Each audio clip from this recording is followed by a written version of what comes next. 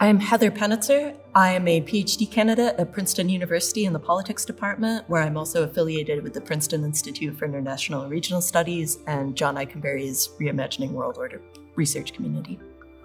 My research examines forms of political hierarchy that subvert, alter, or replace the sovereign state as the fundamental unit of political organization.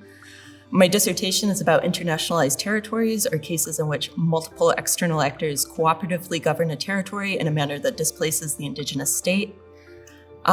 Examples of this include something like the Shanghai International Settlement, the League of Nations administrations in the Saar Basin and Danzig, and also more recent cases like the UN Transitional Administration in Cambodia. I argue that internationalization occurs to historically specific constellations of actors, their interests, and the challenges they face under conditions of international rivalry. I explain variation within my universe of cases through a medium-end analysis of all occurrences of internationalization. Then I use a comparative case study design to answer why some contested territories are internationalized and others are not.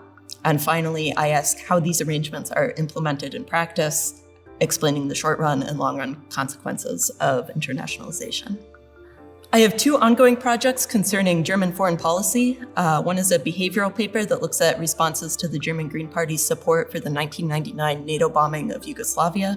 My next major project will examine why states choose to cede sovereign functions to private actors, and when, how, and why they reclaim those functions from private actors. So I'm looking at cases such as the East India Company, the mass privatization of state industries under Margaret Thatcher, and also the deregulation of Canary Wharf as a territorial example of this. And I plan to extend that research to include American cases of private actors doing sovereign functions, such as the prison system, universities, and churches.